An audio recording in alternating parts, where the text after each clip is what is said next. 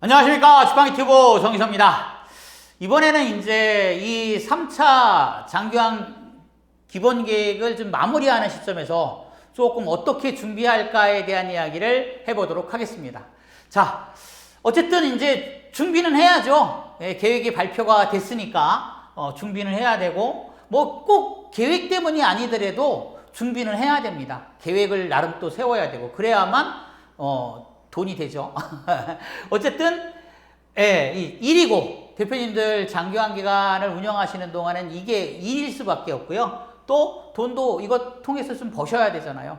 그러니까 이게 핵심이라고 저는 생각을 해요. 자, 무엇을 준비해야 할까? 뭘 준비하면 될까요? 한번 이제 생각들을 해보셨나요? 저는 이제 이 3차 장기화 기간, 장기화 기본 계획 발표되자마자 제가 어떻게 해야 될까에 대한 그거를 굉장히 많이 준비를 했어요. 사실은 작년부터 2022년 말부터 예산 넣기 전부터 그 고민을 좀 많이 하고 나름 준비를 좀 해왔습니다. 저희 지팡이 거에 대한 이야기입니다. 그리고 그거에 대해서 또 대표님들한테 같이 여러 가지 이야기도 좀 나눠보려고 애를 쓰고 있습니다. 자, 대표님들도 나름 무언가는 준비를 하셨잖아요. 그죠? 근데 가장 이 계획을 세우고 준비하는 거에 핵심이 되는 거는 생존입니다. 일단은 살아남아야 그 다음에 돈을 벌던 좋은 일을 하던 봉사를 하던 무언가가 있는 거거든요. 그러니까 일단 생존이 가장 중요한 준비해야 될 대상이 아닌가. 이 생존은 뭘까요? 이 생존에 대해서 가장 걸림돌이 되는 거는 장기화 기간을 기준으로 잡았을 때는 현지조사입니다.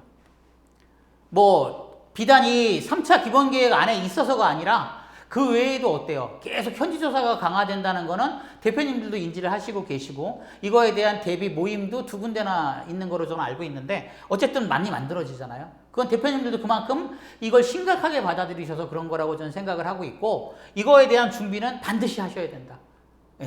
뭐 모이셔서 하는 게 원칙이고, 그리고 개별적으로 각 기관도 그 준비는 좀 하셔야 된다 라는 게 제 생각입니다. 또 하나는 이제 갱신제죠. 내년 후년에 25년도에 이제 본격적으로 갱신제에 대한 것들이 이제 어떻게 될지는 아직은 도래 안에서 모르겠지만, 나름 이제 좀 굉장히 강도 있게 오겠죠. 물론 이제 저는 그렇게 큰 걱정은 안 합니다. 갱신제하고 현지조사하고 구분을 해보면 현지조사가 훨씬 더 큰 비중을 차지하고 있는 건 사실입니다. 그리고 갱신제는 뭐 무엇보다도 일단은 계속 노인 인구가 증가하고 있고 수급자 수도 늘고 있는 상황에서 시군구가 일정한 어떤 잣대를 가지고 그 잣대에 적용하기는 쉽지 않다. 이게 지금 제 생각입니다. 그래서 이거보다는 이거에 더 중점을 맞춰서 준비하는 것이 생존에 유리하다. 이렇게 지금 생각을 하고 있습니다. 자, 또 하나 가장 중요한 이 돈 버는 문제 있잖아요. 이 돈 버는 문제는 답은 대형화입니다. 키워야 되는 거죠. 키우려면 요양원원님이 이제 등치가 있으니까 더 하나를 더 하셔야 되는 거고, 아니면 더 큰 걸 하셔야 되고, 이거를 얼른 파시고, 또 이제 주간보호도 마찬가지겠지만, 그렇게 시설이 아닌 제가 대표님들이 주로 저를 만나 제가 세미나 때도 대형화 해야 됩니다. 그러면 어떻게 해? 나도 하고 싶어. 이 얘기를 많이 하세요. 이 얘기는 좀 앞으로도 많이 이야기를 좀 나눠야 됩니다. 자, 또 하나는 역시 같은 내용이죠. 정보를 좀 얻어야 돼요. 수급자에 대한 정보. 이 부분에 대한 얘기는 앞으로도 좀 많이 할 예정입니다. 자, 가장 크게 이제 일단 생존이 가장 큰 문제라고 했으니까 생존부터 하려고 그러면 현지조사를 대비를 해야 되는데, 현지조사 대비해서 대표님들이 준비하셔야 될 게 뭘까요? 첫 번째가 업무 숙지입니다. 대부분의 모든 대표님들, 좀 오래 하신 대표님들은 업무 잘하라 그러는데, 좀 꼼꼼하게, 이렇게 좀 디테일하게까지는 아니더라도 전반적인 업무의 흐름에 대해서는 파악을 좀 하고 계셔야 되지 않을까. 너무 외부에 의존하시는 분들도 많습니다. 제가 봤을 때는. 그래서 어때요? 심지어는 뭐 이거는 좀 여기서 공개적으로 얘기하기 좀 그렇고, 무엇까지도, 돈 버는 것까지도 외부에 의뢰하시는 분들이 많습니다. 이거는 좀 아니지 않나 라는 생각도 많이 하고, 그런 분들이 현지조사가 나오게 되면 굉장히 크게 잘못되는 수도 있다. 그래서 일단 기본적인 업무 숙지는 하셔야 한다. 웬만한 건 스스로 할 줄 알아야 된다. 단지 어르신 케어하는 것만, 즉 뭐 내가 대표인데 대표 겸 센터장 겸 사회복지사 겸 뭐 다 하시는 분들이 있어요. 심지어는 요양보호사 일까지도 하시는 분들, 이제 땜빵을 하느라고 어쩔 수 없이 하시는 건 이해가 가지만 그렇지 않고 돈 때문에 하시는 거는 오히려 좀 좋지 않지 않나. 결과가 그렇게 좋지는 않더라고요. 아무튼 그래서 그런 거를 좀 말씀드리는 겁니다. 일반적으로 대표의 업무에 대해서, 센터장의 업무에 대해서는 숙지를 하고 계셔야 된다. 또 하나는 이제 이게 불법인지 아닌지는 좀 아셔야 돼요. 특히 이제 수급자 모집에 관계되는 거 또는 수가를 청구하는 과정에서 어때요? 어떤 게 불법에 걸리는지를 명확히 아셔야, 기본은 좀 아셔야, 그래야만 어때요? 큰 일이 좀 없을 수 있어요. 작은 건 그냥 넘어갈 수 있으니까. 뭐 대표님인지 대표 겸 센터장과 이제 제가 해서 대표 겸 센터장과 또는 이제 그 요양원이나 이런 데서 대표와 원장과 이 차이를 좀 구분하실 줄 아셔야 되고, 이걸 겸임하시던 분리해서 하시던 어때요? 정확하게 이런 것들이 어떤 거에 불법에 걸려, 내가 어떤 행동을 하면 불법이야, 이거를 어때요? 명확하게 좀 인지를 하실 필요가 있지 않나. 그래서 그런 거는 따로 또 좀 앞으로 좀 많이 좀 하려고 합니다.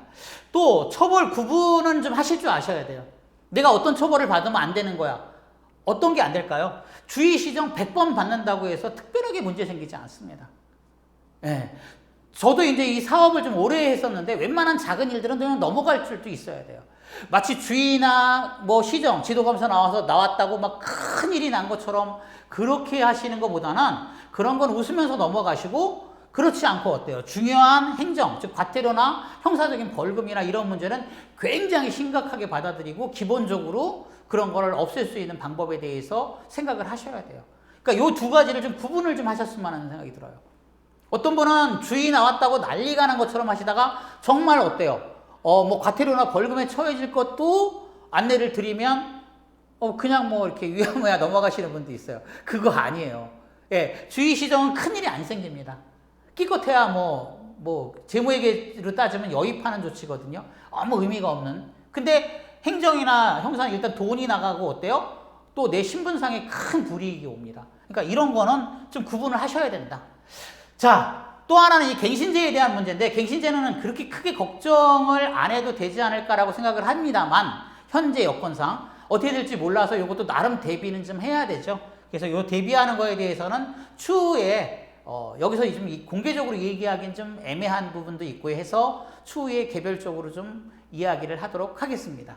자, 돈 버는 게 가장 큰 목적이니까 돈을 벌려면 대형화를 해야 돼. 대형화를 하려면 어때요? 어르신이 많아야 돼. 그죠? 매출이 높아야 되죠. 1억 매출과 10억 매출은 차이가 나는 거니까. 근데 현실적으로 장기화 기관은 1억의 매출을 올리기도 어렵습니다. 대부분의 기관들이. 뭐 시설이든 재가든 가리지 않고 이 1억 매출을 올린다는 거는 어떻게 보면 상위 레벨에 내가 있는 거야 이 얘기거든요. 그래서 이 1억에 어떻게 좀 도달하느냐? 즉 1억을 도달해봐야 1340 인건비출 비율 재가 기준으로 따지면 1440만 원 남고 시설도 비슷합니다.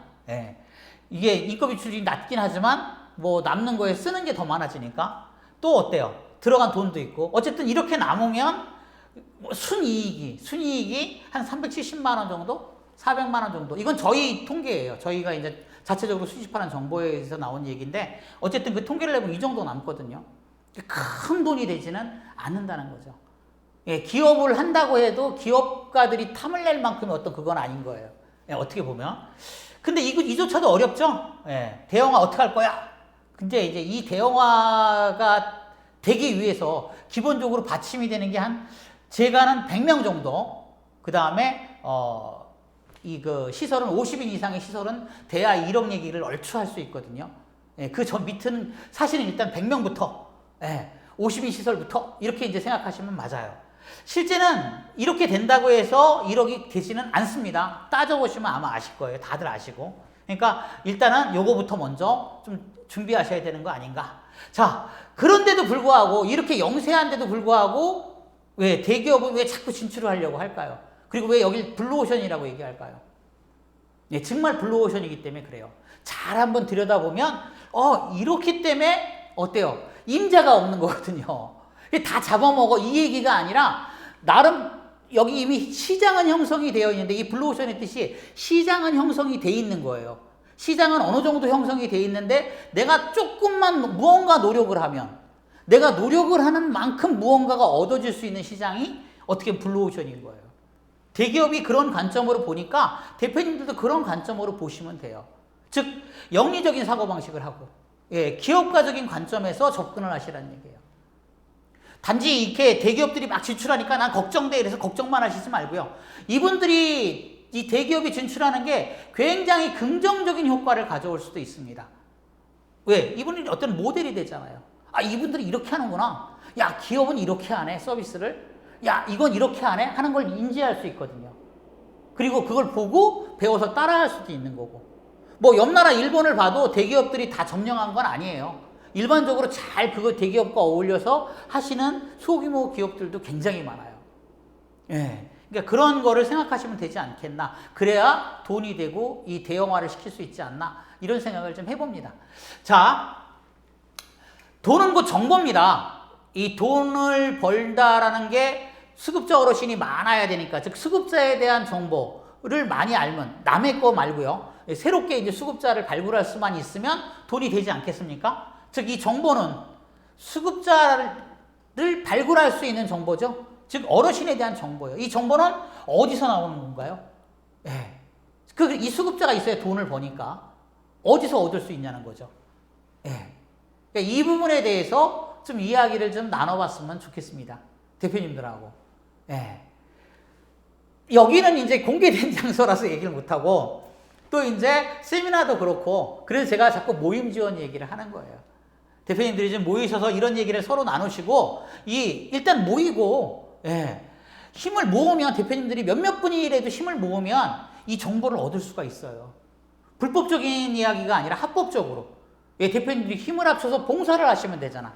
쉽게 얘기해서 구체적인 방법에 대한 거는 제가 또 따로 얘기하겠지만 이게 이렇게 봉사를 하신다든가 뭔가 다른 좋은 일을 하신다 그러면 수급자 정보에 즉 수급자가 될 수 있는 어르신들의 정보에 접근이 가능하다는 거예요. 그렇게 해서 노력을 하시라는 거죠. 어쨌든 지금 영업은 해야 되거든요. 모든 기업이 어떻게든 영업은 해야 되는 거예요. 여러 그 가게가 있다 그러면 그 가게 중에 어때요? 매출을 올리고 싶은 가게는 어떻게든 영업을 해요. 그러니까 그 영업에 대한 방법을 말씀드리는 거예요. 그래야만 돈을 벌 수 있는 거예요. 돈이 보이고. 그러니까 가만히 앉아 있으면 시대가 그렇게 변화하고 대기업들이 막 들어오고 하니까 내 거를 빼앗길 수 있는데 그렇게 하지 마시고 정말 내 거를 지키고 더 발전하고 돈을 정말 벌려고 한다면 모여셔가지고 뭔가 힘을 좀 가지셔야 된다는 거예요. 예. 구체적인 내용에 대해서는 제가 지금 얘기하기가 좀 애매하고, 그래서 그런 것들은 그래서 제가 자꾸 모임 지원을 해드리겠다라고 한 것도 대표님들이 잘 되셔야 제가 잘 되는 거니까 어떻게든 대표님들을 좀 지원해드리겠다. 그래서 대표님들을 자꾸 대형화시키고 그렇게 안정화시켜야만 저희 지팡이도 발전하는 거라서 그 부분에 대한 이야기를 자꾸 하고 있는 겁니다. 자, 오늘은 여기까지 하겠습니다. 감사합니다.